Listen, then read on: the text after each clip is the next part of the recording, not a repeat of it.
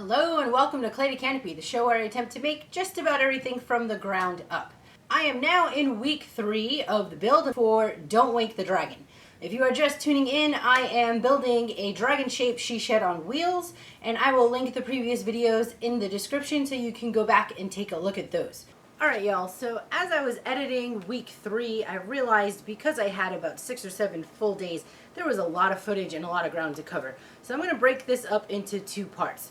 This video is going to be part 1 of week 3. Yesterday I finished filling the holes on the top surface, or the footprint of where this dragon is going to sit. Today I have a bit of sanding to do for the top of that, and then I'm going to be ready to go to begin mapping out sheets of plywood for these panels. Now this is my last full week being able to build. It's Saturday, August 6th. It is my brother's birthday actually. Going forward, these videos are probably going to be only 3 days of work. I will be going back to work on campus, and I work 3 days a week. Full days. They're pretty long days.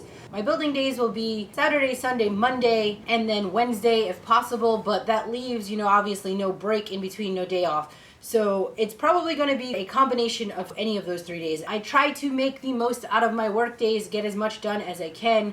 Sometimes, depending on what it is that I'm working on, there are ways for me to work a bit while I am on campus, but this project is not going to be one of those things, I don't think. At least not until I get to the interior space where I'm doing smaller items that go inside of it. I'm going to do the best I can. Hopefully I will get enough content to put up a vlog.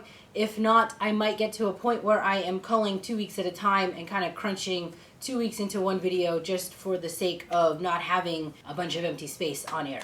Anyhow, I will probably be spending the majority of this week cutting up panels. I don't know how long it's going to take me. I've decided that the head and the tail I'm just going to deal with later. So right now the main focus is going to be getting the body parts done. As I was printing out, or I should say cutting out, the second set of this with the Cricut, I took some time to make sure that I traced whatever parts I knew were good to go for the inside bits where I put the wallpaper in.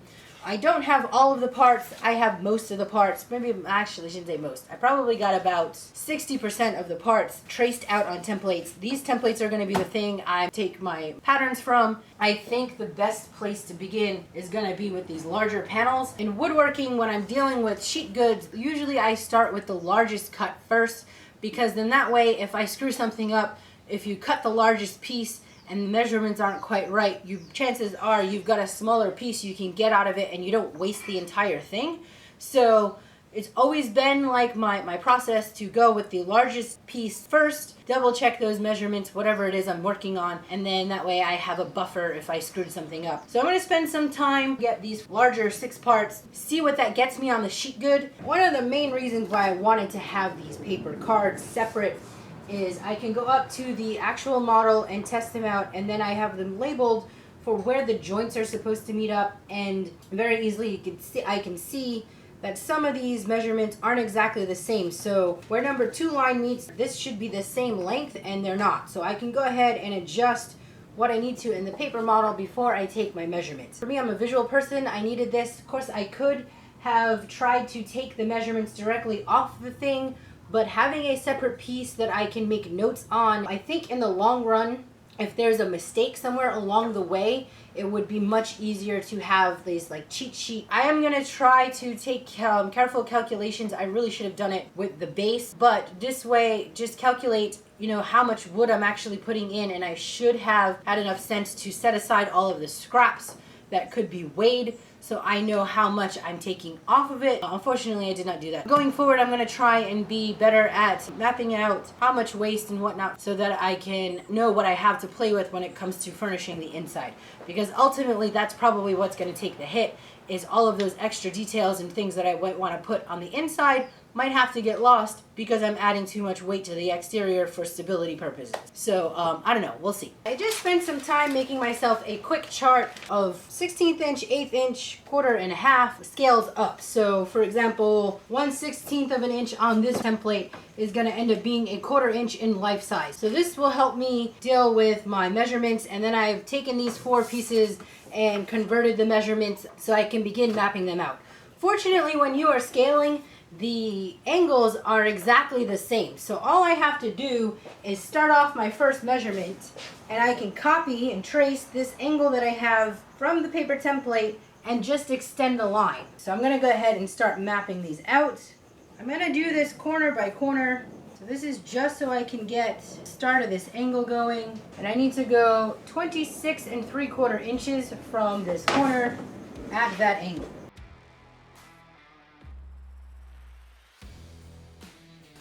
Now I can place the next one here, cast the next angle, take the next line. I'm actually going to meet this in the middle by dealing with this bottom one first. Ooh, I don't know. I think I might have to spin this board. I feel like as far as this build goes, this is either going to be a really fast part just to get the pieces cut out and it roughed together, or it's going to be really slow. I don't think this is going to be like one of those in-between things. Either I'm going to have, like, by the end of the next 3 days, the entire body of this structure is going to be roughly put up and ready for epoxy, or it's going to be like taking an age on a hole. So I don't know. Let's hope for the first one so that I'm not feeling defeated like I'm here forever.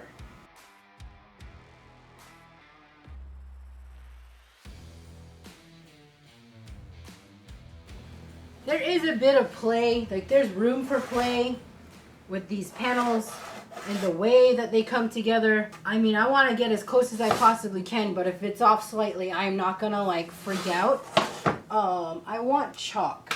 Pencil tip is gouging into my wood, so it will eat my surface and stay in there. The graphite actually is a bit of a pain to get out. Chalk does not affect your surface. You can easily remove it with a cloth. Sometimes the graphite will leave oils in the wood, which can be problematic when you go to deal with painting and whatnot. So I'm gonna go ahead and use my chalk to deal with marking my parts. 28A, and you know what, to be safe, I should have checked 42.5 inches on here.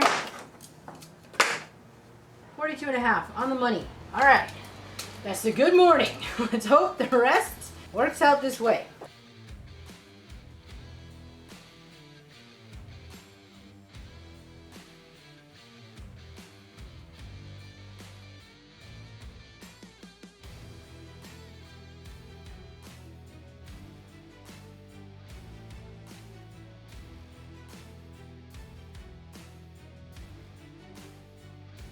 You know I'm trying to work. Lord.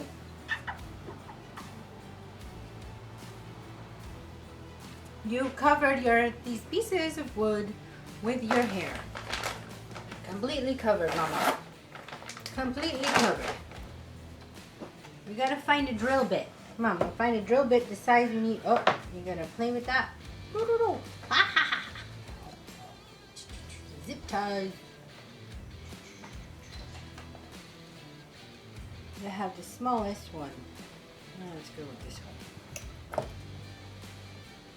Alright, I have cut the basic 4 panels and I'm distracting this little princessa. I have a 3/16 inch bit that I'm going to go with for now, see if that works out. I want to make the smallest hole possible.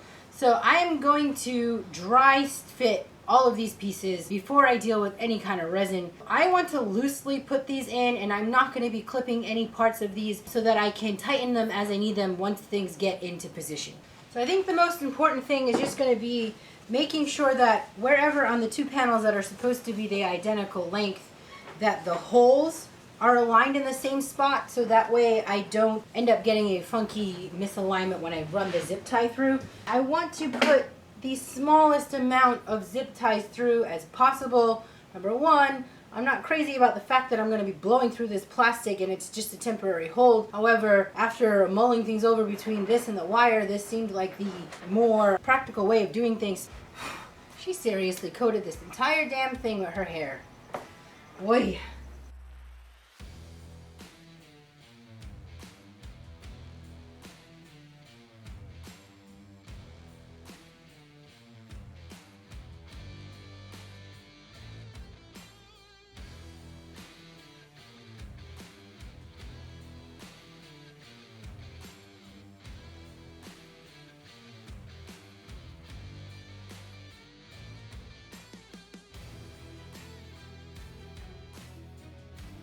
So there's a reason why I left them loose. As you can see, there's kind of this weird flexing bit happening. One of the boat building instructions said to run a piece of PVC pipe through the center of the zip tie to prevent it from collapsing on itself. I'm gonna sort that out.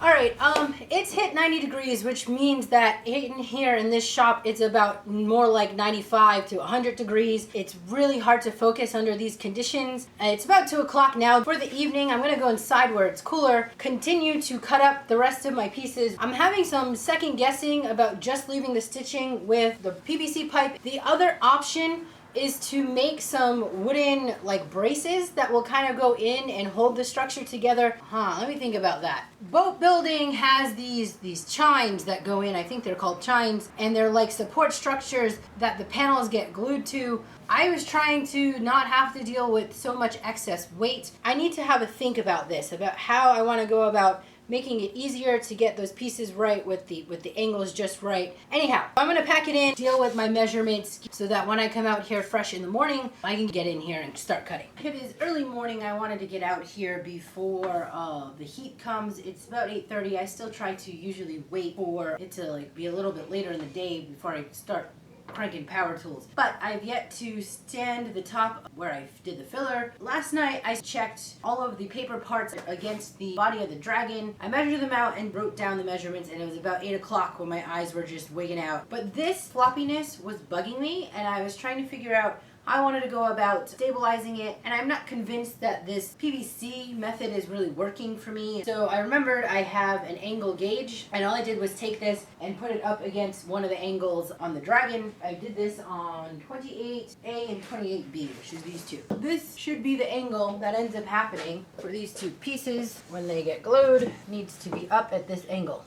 Right, so now I can go ahead and take some of the leftover 1/2-inch plywood that I have and make some brackets that I can screw to the inside of these two. I'm gonna go ahead and get some epoxy. I'll make some of the tape and the filler, try out this section. Because I am chasing the heat, I am not going to do too much commentary for the rest of this day. I'm just gonna pop my headphones on and go to work. Probably will talk through the steps of the tape and paste that I'm gonna make, because that's new to me, and it's also a big part of what's going to be needed to be done for this process going forward. But beyond that, yeah, just gonna work.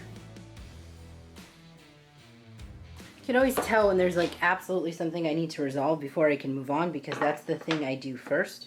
So like I know that sanding needed to be done and it would be a good time to get that done, but I'm like have been itching to resolve this wonky issue first. So it's like if I don't do this first, I'm gonna just not be focused when I'm trying to sand, and all I'm gonna be thinking about is trying to fix this problem.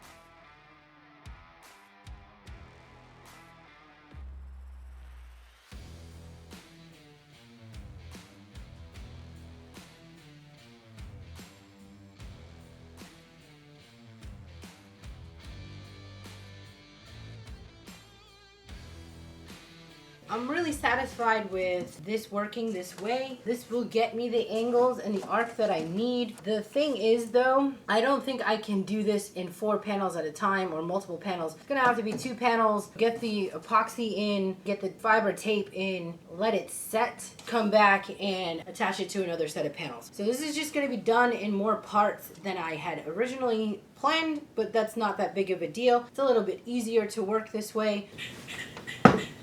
Whoop, I'm being summoned. I fed my crows, but I did not feed Charles. And Charles is out there yelling. I don't know if you can hear him. First round of crows come, they eat all the peanuts, and then I go put out another round for Charles when he yells. He usually sits in the tree that overlooks the kitchen window and makes that noise until I come and feed him. I got my surface prepped. I'm gonna cut up, this is the cheapy fiberglass from Home Depot that I bought just to mess around with years ago and never got to. I'm going to use this to make my tape. Might as well keep these lines. I just cut within the lines. I have a pair of fabric scissors.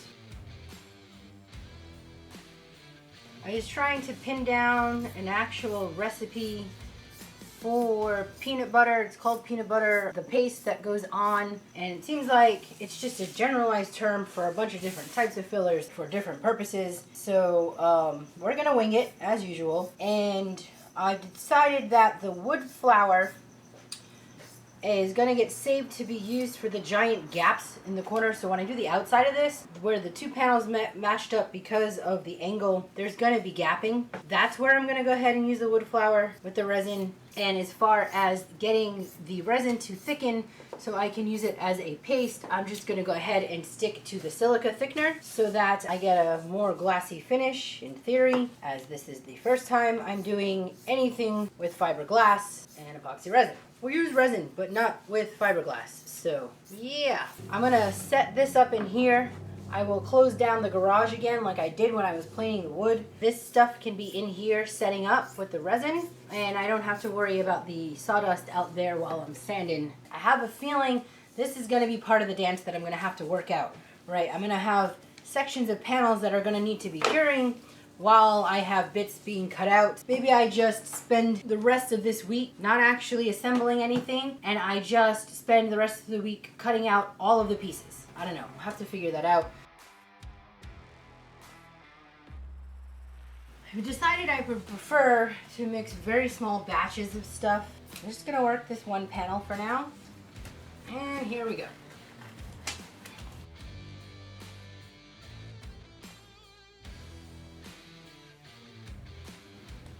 One, two, three.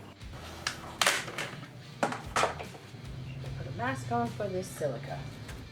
Better than nothing.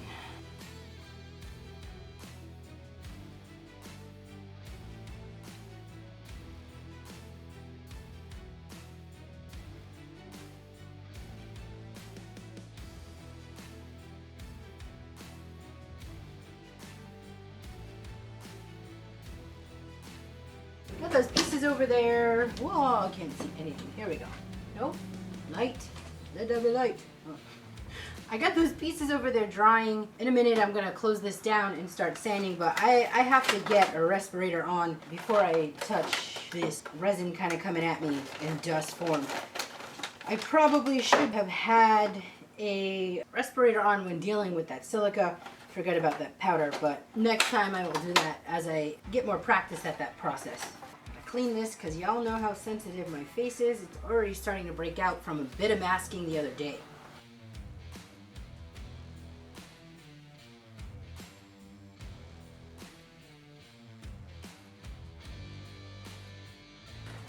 Alright, I am a complete mess. I'm gonna just spend some time dealing with the cleanup of this, and then I am going to take a shower and get cleaned up because I can't continue to work this way anyway. I will probably go take care of the house errands and call it for the day out here. Alright, before I called it, I went and poked the stuff with this, and it looks like it's good and dry and sealed. That's really great. I'm excited about that. So I'm going to try and remove these brackets, and hopefully the tucked tape did its job and it's not stuck. Otherwise, I'm going to be in some trouble.